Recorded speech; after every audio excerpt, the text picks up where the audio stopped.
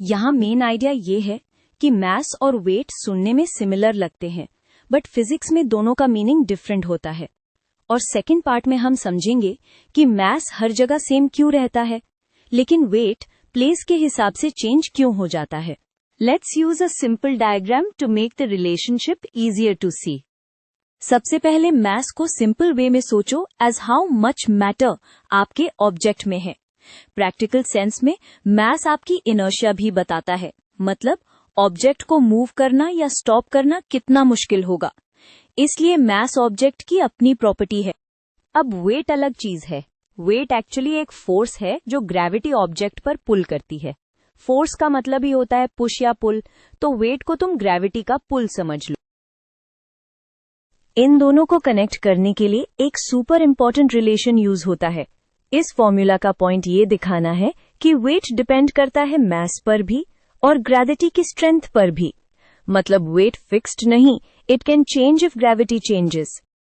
ये पार्ट दिखाता है वेट, मास और ग्रेविटी दोनों पर डिपेंड करता है। अब यहाँ की क्वेश्चन है, मास कांस्टेंट क्यों रहता है? क्योंकि मास ऑब्जेक्ट के अंदर जितना मैटर है वो लोकेशन चेंज करने से ऑटोमेटिकली चेंज नहीं होता। अर्थ से मून ले जाओ, तुमने ऑब्जेक्ट के एटम्स ऐड या रिमूव नहीं किए, इसलिए मास सेम रहेगा। वेट चेंज क्यों होता है? क्योंकि ग्रेविटी यानी जी हर जगह सेम नहीं होता। अर्थ पर जी ज्यादा होता है, मून पर काफी कम। तो सेम मास के लिए जी कम होगा तो वेट भी कम हो जाएगा। इक्वालिटी मेंटेन रहती है, बस जी की वैल्यू चेंज हो रही होती है। छोटा सा एग्जाम्पल सोचते हैं। अगर अर्थ पर जी अबाउट 9.8 है और मून पर अराउंड 1.6, तो मून पर वेट लगभग 6 टाइम्स कम हो जाता है। मास सेम रहेगा, बस ग्रेविटी का पुल वीक हो गया। यूनिट से भी कंफ्यूजन क्लियर होता है। मास का यूनिट किलोग्राम होता है और वेट फोर्स है तो उसका यूनिट न्यूटन होता है। स्टूडेंट्स कभी कभी स्केल पर जो नंबर आता है उसको वेट इन किलोग्राम बोल देते हैं, पर साइंटिफिकली वो मास का रीडिंग होता है या फोर्स को मास यूनिट्स में कन्वर्ट करके दिखाया जाता है। मेजरमेंट का आइडिया भी हेल्पफुल है।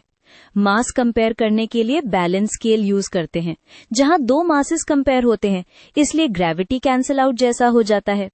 वेट मेजर करने के लिए स्प्रिंग बैलेंस जैसा टूल यूज होता है, जो डायरेक्टली पुल फोर्स को फील करता है, तो ग्रेविटी चेंज होगी तो रीडिंग चेंज हो जाएगी।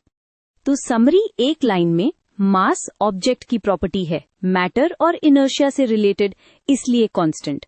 वेट ग्रेविटी का फोर्स है और ग्रेविटी प्लेस के हिसाब से चेंज होती है, इसीलिए वेट चेंज होता है। बस इसी डिफरेंस को याद रखोगे, कंफ्यूजन खत्म।